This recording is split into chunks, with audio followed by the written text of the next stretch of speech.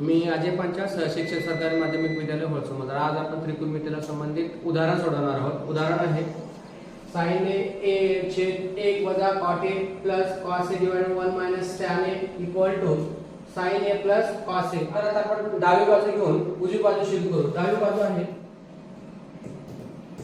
sin a, त्यानंतर वजा हे cot आहे, cot म्हणजे cos बाय sin, ते लिहितो मी cos a by sin a, त्यानंतर हे प्लस आहे, प्लस लिहितो cos a जसं तसं लिहून खाली बघा 1 वजा tan आहे, tan म्हणजे sin theta by cos theta असते, म्हणून मी इथे लिहितो sin a बाय cos a।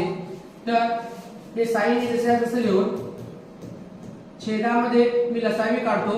लसावी आहे sin a, तर त्याच्या खाली काय नाही म्हणजे 1 असते, तर आपल्याला माहिती आहे काय नाही म्हणजे 1 असेल तर इथलं जाऊन इथं गुणाकार होईल sin a minus cos a। cos a का म्हणजे sin आहे, सेम आहे म्हणून वरचे जसं तसं येईल। त्यानंतर प्लस इथं cos a जसं तसं लिहितो मी।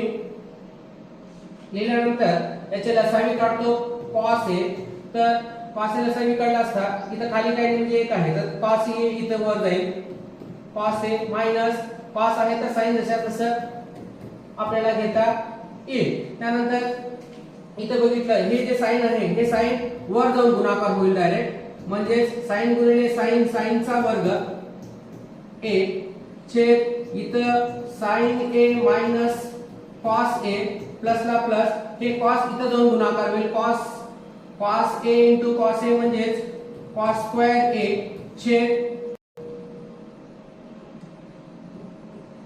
cos a minus sin।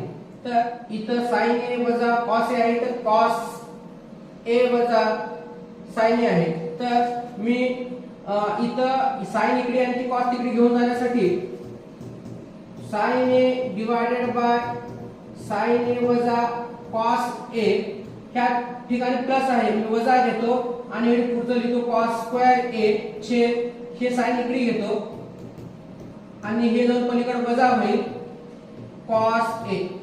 तर या दोघांची लसावी मिळेल आपल्याला sin a वजा cos a आणि वरचा आहे sin स्क्वेअर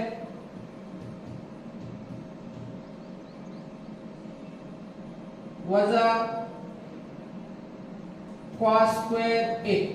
तर हे बघितलं तर आपल्याला एक सूत्र माहिती आहे a स्क्वेअर वजा b स्क्वेअर स्वरूपामध्ये लिहून a अधिक b आणि की त्याचबरोबर a वजा b या स्वरूपात लिहतात। तर हे भेटेल आपल्याला sin a plus cos a नंतर sin a minus cos a